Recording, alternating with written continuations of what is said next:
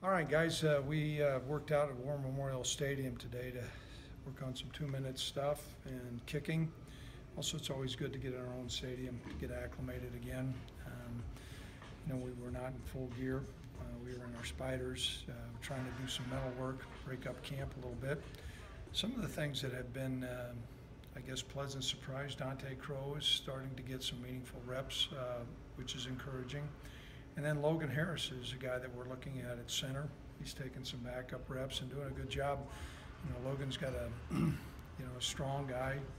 I think he's about 310 pounds, and sometimes you think a Wyoming player is not quite ready, but many times they can be more effective than what you might think. So we're taking a look at Logan in a backup role. I thought the quarterback threw the ball well today. Josh threw the ball, and I think Nick threw the ball well today. Jared Scott is coming around as a receiver.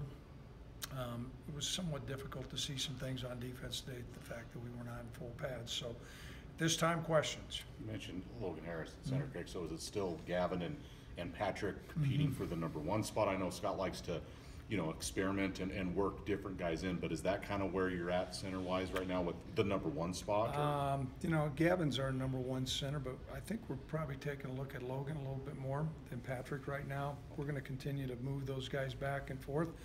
But Logan has been a pleasant surprise for us. Initially we thought he'd be a developmental guy, but I think he threw the shot put maybe 63 feet or something, and he's got good, strong presence, and he doesn't get flustered very much. And so he's been a real pleasant surprise, and obviously anytime we have a player from Wyoming that's doing some good things, that's always encouraging. Talking to Coach Vegan about Josh, it sounded like a lot of what he was working on this offseason was mental, but are there some kind of physical tweaks that you've seen or developments that you've seen, I guess, in this offseason with him?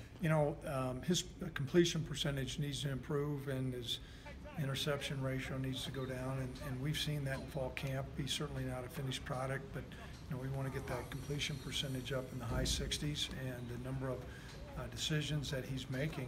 We chart that every day, the completion, interceptions, decision making, and we're well pleased. Certainly there's some days that are better than others, but Josh has owned his work and really become, I think, a really effective leader, but also he's improving on his fundamental skills.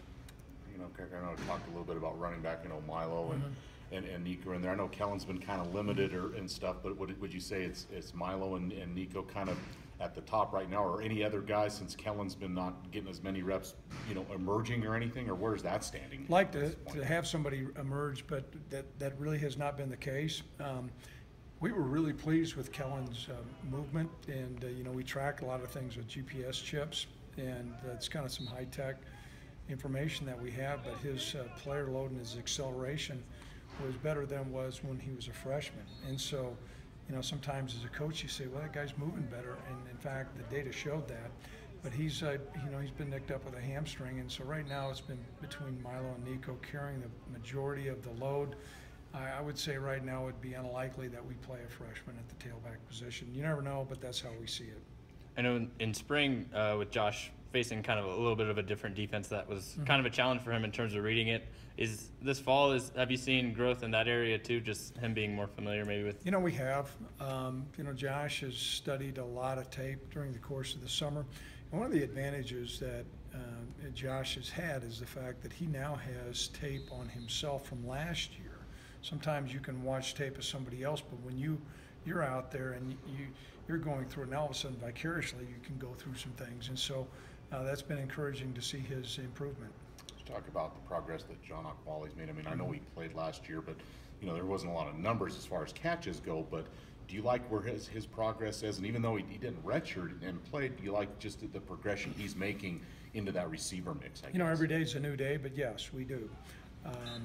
He's done some good things, and I think also what has occurred last year, a lot of those receivers looked and they saw the number of older receivers that we had, whether it's tight ends or Tanner or Jake, and I think they look around the room now, look around the field and say, now's my time. And so you've seen accelerated growth.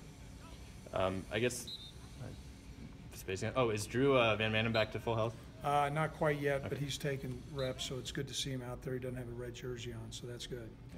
how's everyone else health-wise? Same, you know, cautious with some guys, anything A new? little bit. Sid tweaked his back a little bit, but in a different spot, so we'll probably hold him out tomorrow.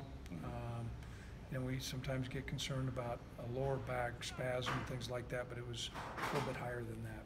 Seems like that high altitude performance center is shooting up. Is it exciting to just see the development there? Well, you know, sometimes when we're out there in the middle of practice, you don't recognize all the work that's gone on, and you know, we appreciate those working guys up there, and they're making great progress. Sometimes I was one of those, they call them a hottie, I was a brick tender where I made all the mortar, so you know what, every once in a while I look up there and I see those guys and I want to go up there and start work. Yeah, thanks a lot, guys.